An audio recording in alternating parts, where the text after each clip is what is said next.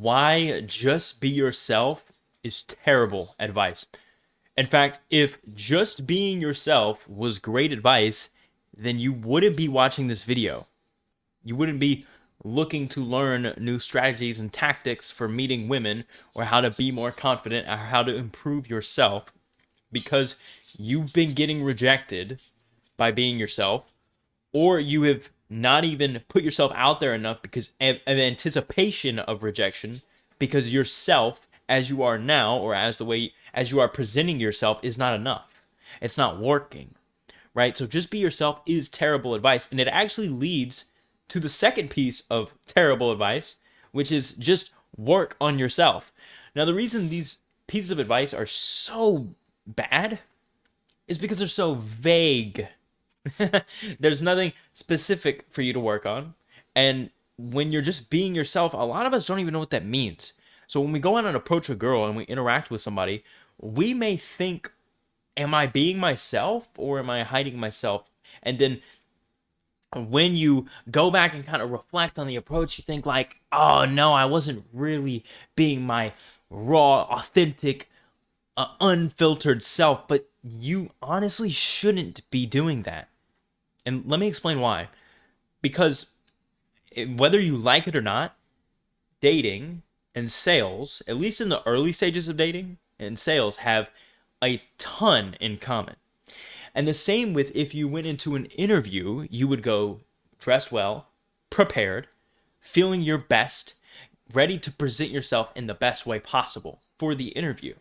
Now, you know, if you get the job that and you have a great work ethic and you're willing to learn and work hard and be cooperative and be a team player and be a leader, that not only will you keep the job, but you will thrive in the job. People like me who are hard workers and we're good at what we do, if you're like that, you know that all I got to do is get in the door. I just have to get the job because I know they're not going to fire me and they're probably going to end up promoting me after some time because I'm so confident that I can adapt to the job and actually do a good job. But when I am presenting myself at the first moment, I can't be fully raw, fully unfiltered, fully myself. I have to be a better PR version of myself and package myself up better and present myself in the best way possible so that they actually let me in the door and start paying me and giving me the opportunity to show them more of who I am in the moment. And it is the same with dating. When you approach a girl, you have to be a packaged up version of yourself that is not necessarily who you truly are. That's okay. Once you're in the door and you're in an interaction or you have sold her, which really the beginning of interacting with a girl, the selling is just getting her to agree to go on a date with you so that you can show her a little bit more of who you are.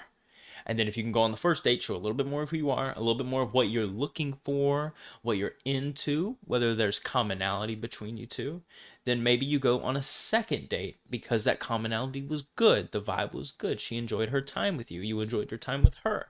Both of you decide, let's go on a second date. And then it goes from there and you continue to expand and expose yourself a little bit more and a little bit more until you're in a full-blown relationship.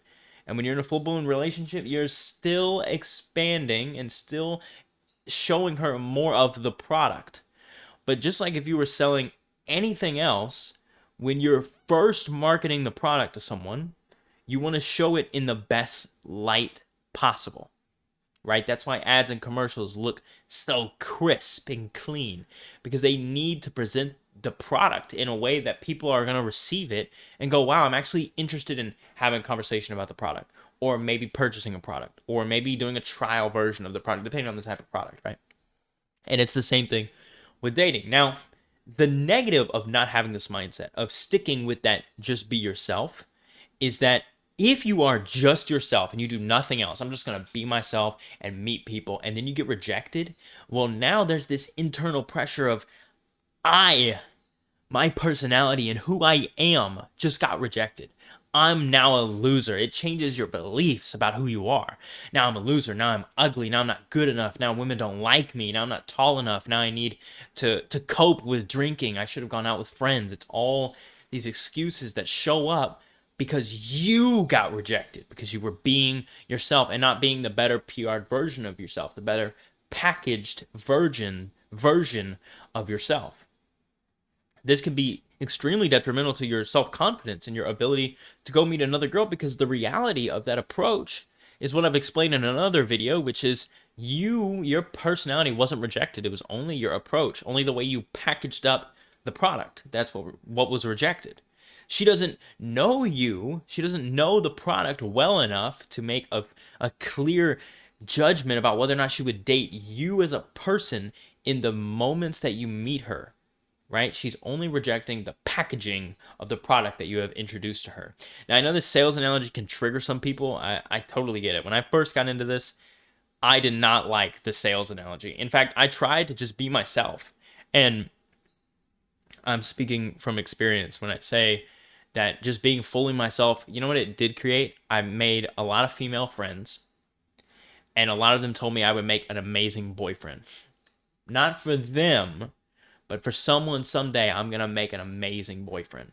And then if there was any woman who liked who I was and wanted to interact with me more deeply, I was usually manipulated by the relationship. Guys, I am not the cool, smooth dude who got all the girls. In fact, most years of my life, I always struggled with dating. It's what, as I was able to overcome it, it's what inspired me to help other people. And I've seen so many clients go through this problem, go through this experience of thinking, I just need to be myself, and that I just need to make this one tiny tweak, and like if I was just a little bit taller, things would be easier. And to some degree, you're right. If you were a little bit taller, if you're really short, then things would be slightly easier. But I'm going to be honest, those are things outside of your control.